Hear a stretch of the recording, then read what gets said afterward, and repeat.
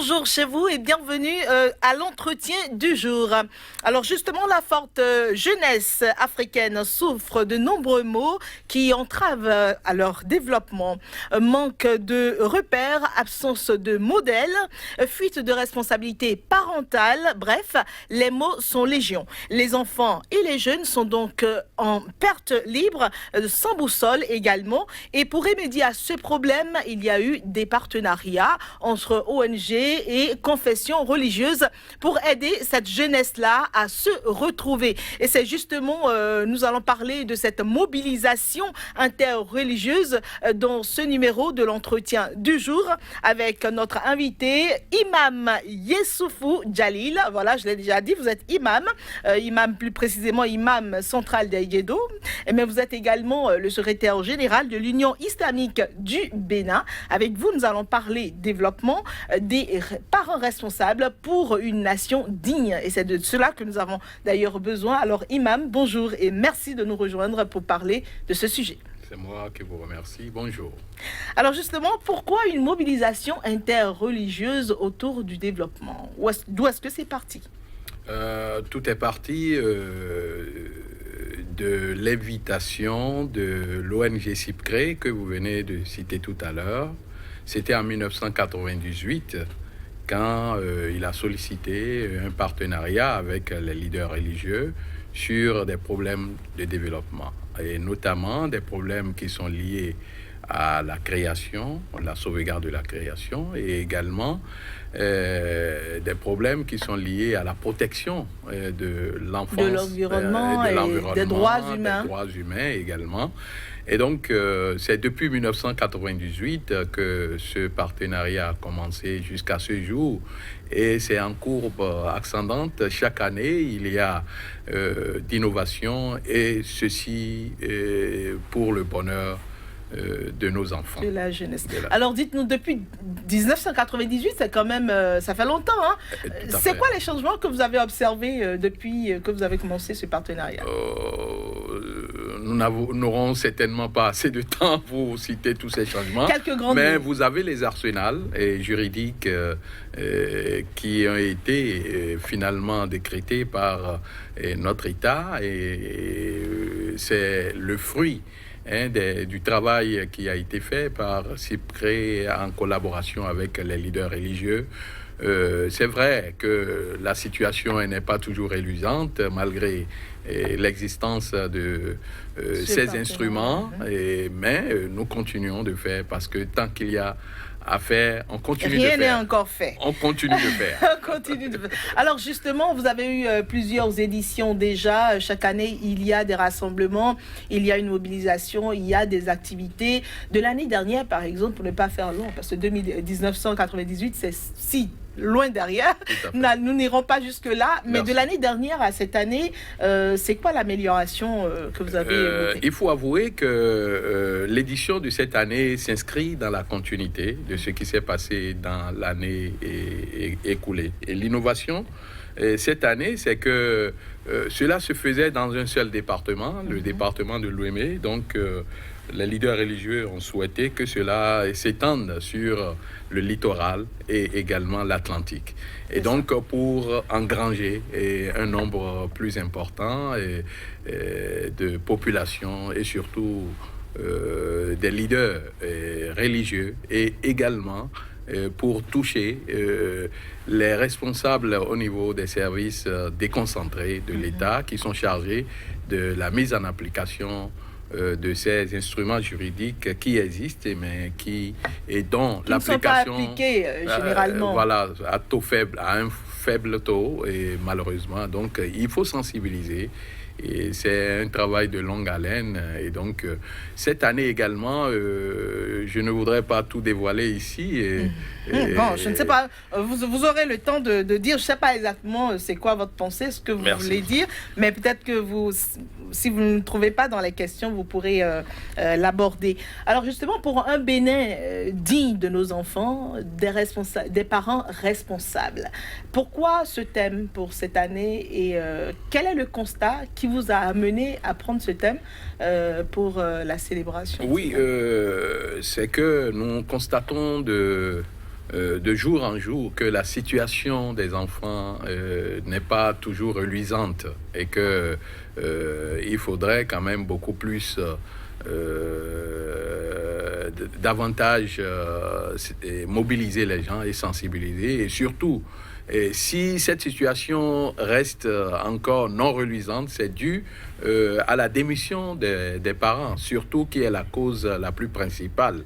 Et c'est vrai qu'il faut ajouter aussi le faible taux d'application de ces arsenals des lois. Mais la cause la plus principale, c'est la démission des parents. Et les parents ne jouent pas convenablement leur rôle. Les parents sont absents. Ils sont absents dans carrément l'éducation et même en ce qui concerne l'alimentation de leurs enfants. Et donc, nous avons pensé que cette année, il faut mettre l'accent beaucoup plus sur la responsabilité des parents qui sont en train de déserter le forum. C'est ça. Il faut vraiment les rappeler et c'est pour cela. Et tant que les parents ne se sentent pas responsables vis-à-vis de leurs enfants, on ne peut pas avoir des enfants dignes. C'est la base, on peut dire que c'est la base. Mais selon vous, qu'est-ce qui explique cette démission des parents-là? Est-ce que c'est ce qu'on a toujours observé ou c'est maintenant ou bien ça empire avec le temps? Oui. Et pourquoi, selon vous? Nous pensons que les raisons, elles sont multiples, mais c'est essentiellement d'abord l'ignorance des tests, parce qu'un parent qui sait que lorsqu'il abandonne son enfant et qu'il n'assume pas et sa responsabilité vis-à-vis de l'enfant, qu'il y a des sanctions qui sont là, il n'aurait pas peut-être agi. Donc, ne connaissant pas ces tests, c'est qu'il faut forcément les sensibiliser et leur apprendre, ou alors leur rappeler leur responsabilité vis-à-vis de ces enfants. C'est la raison la première, c'est-à-dire l'ignorance. Ensuite, il faut ajouter à cela le manque de moyens. Et c'est pour cela... J'allais en arriver là, parce que la cherté de la vie... Nous avons lancé des invitations à des responsables, des autorités qui sont appelés aussi à contribuer à l'amélioration des conditions de vie de ces enfants et également à la responsabilité des parents.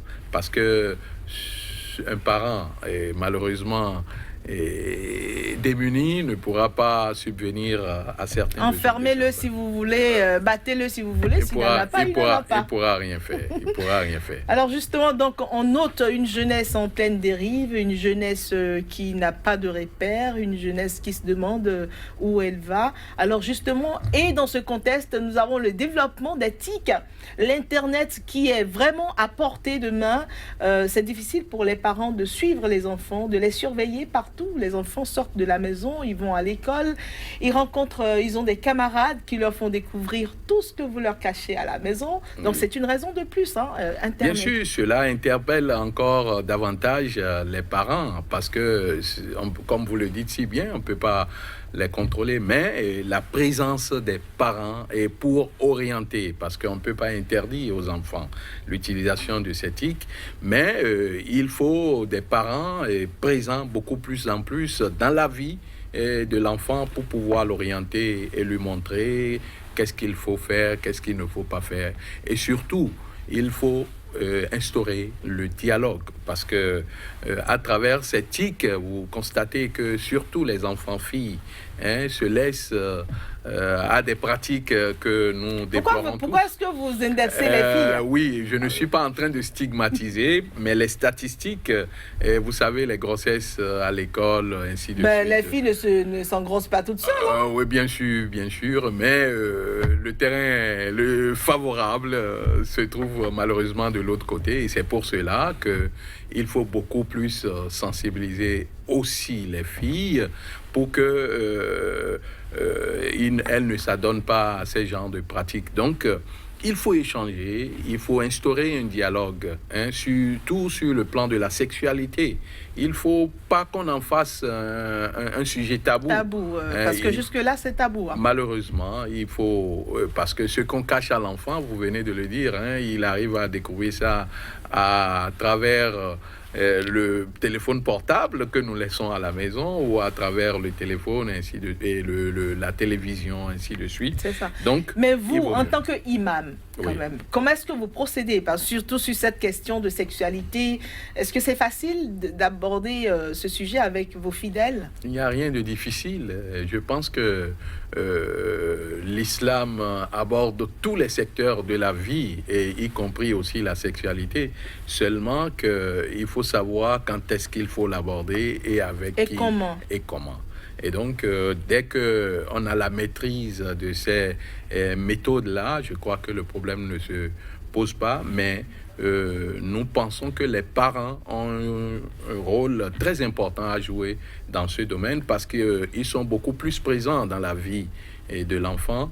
Ils ont peu de temps à passer avec le maître catéchiste, ils ont peu de temps à passer avec le maître coranique, mais ils sont tout le temps avec les parents.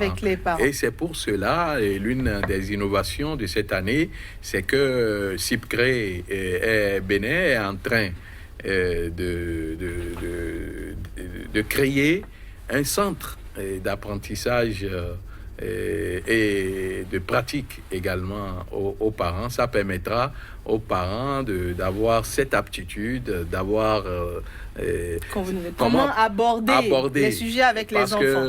Parce que celui qui ne sait pas ne peut pas aussi apprendre. C'est ça, absolument. Il faut avoir forcément la connaissance en la matière. Absolument. Et suite à la formation, un certificat est prévu. Là sera délivré. Alors justement, j'aimerais très rapidement, parce que le temps est parti, vous avez prévu des activités pour améliorer donc la responsabilité, la parentalité, c'est ça, hein? Bien sûr. Voilà. Est-ce que vous voulez nous en parler très brièvement? Oui, c'est...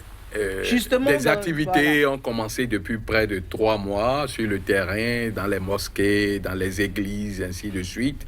Mais je pense que l'apothéose, c'est pour le jeudi prochain. Bon, on ne va pas dire parce que nous, on ne va pas dire exactement le jour. Juste les activités que vous avez eu à faire pour amener les parents, pour les aider à améliorer donc, justement leur rôle dans la vie de leurs enfants. Les radios communautaires ont été saisies, des prêches, des sermons ont été préparés dans les mosquées, dans toutes ces communes-là, les 3 communes que nous venons, sinon les départements, si vous voulez, de Lomé.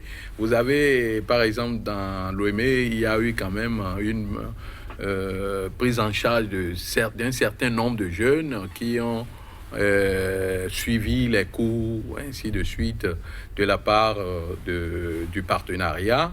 Aussi, à Promicété, il y avait un rassemblement grand public qui a pu réunir près de 400 personnes, y compris également les autorités. Et donc, ce sera maintenant le tour du littoral et de l'Atlantique avec ce grand rassemblement. Le jeudi prochain, j'en parlais tout à l'heure. Mais avant, les prêches, et ça, c'est juste... le jeudi prochain marquera la fin des manifestations publiques au niveau de l'ONG, mais avec les leaders religieux, c'est un travail continu dans les mosquées. Justement. Ça s'étend sur le reste de l'année et tout le temps. Alors, tout le temps. Merci à vous. Je rappelle que vous êtes imam, vous êtes secrétaire général de l'Union islamique du Bénin également, imam Yessoufou Djalil. Avec vous, nous avons parlé développement des parents responsables pour une nation digne. Merci d'avoir accepté de répondre à nos questions. C'est moi qui vous remercie. C'est donc la fin de l'entretien du jour. Ravi de vous l'avoir présenté. Très bonne suite des programmes sur Sika Télévision. Au revoir.